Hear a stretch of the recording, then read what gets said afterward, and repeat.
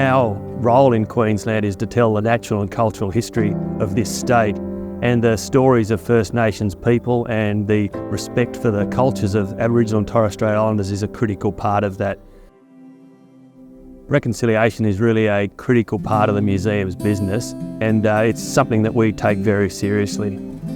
The reconciliation pathway for us is very much about understanding our path and setting a future direction for how we work with Aboriginal and Torres Strait Islander peoples, based around bringing people into the museum to show them the collections that are here. It's about setting pathways for future exhibitions and future ways to tell their stories.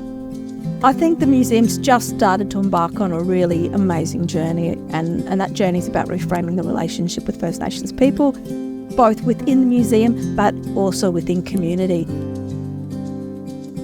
And the Innovate Reconciliation Action Plan really builds the frameworks and lays the foundations for us to be able to build on what we're doing at a policy level, and around providing First Nations leadership and agency within the museum, and also really addressing cultural safety.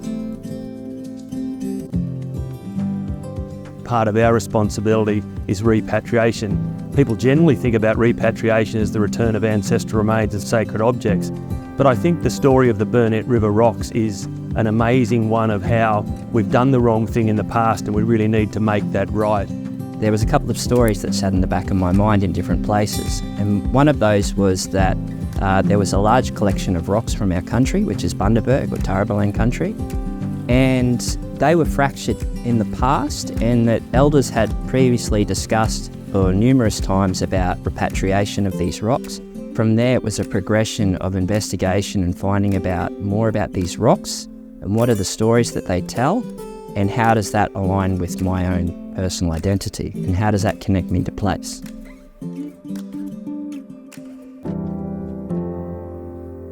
It wasn't that long ago in some ways, it was only the 1970s that a decision was made to remove amazing petroglyphs in a rock platform from an area of a river, which is quite an extraordinary thing to try and do. We're able to discern what pieces sat where, even though they're not potentially there anymore. And then that will then allow us to look at some of the markings and the carvings on these stones, or the petroglyphs, and be able to join the stories back up and look and investigate further about the relationship of this place, the people, and the surrounding landscape. What I find incredible about this site is it talks to navigation, or it talks to stories of travel that potentially stretch right across the continent, but it's also recording ways of wayfinding using the sky and the stars to navigate the landscape. We are starting to look at how we tell First Nations stories, and it's very much about, we are not remnants of the past. We're looking at how we are the oldest living culture, and making sure that we're telling our stories from First Nations perspectives and controlling our stories, making sure that we're telling them from living experience. Dylan's been working with the Burnett River rocks from an artistic, creative practice to start looking at giving that information and sharing that knowledge back to his community. The artwork that we've done is a reflection of not just the petroglyph site, the Burnett River petroglyphs, but also it talks about the importance of that stretch of river and the locations around it.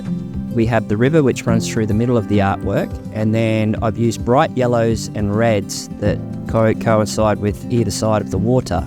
And what that actually replicates is the volcanic activity of the ground. And then we've also got the darker colours that sit either side of that, which talks to the high country.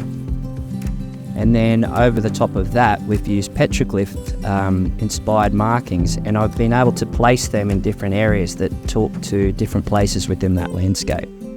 I can't think of anything better than that artwork to actually be part of our Reconciliation Action Plan.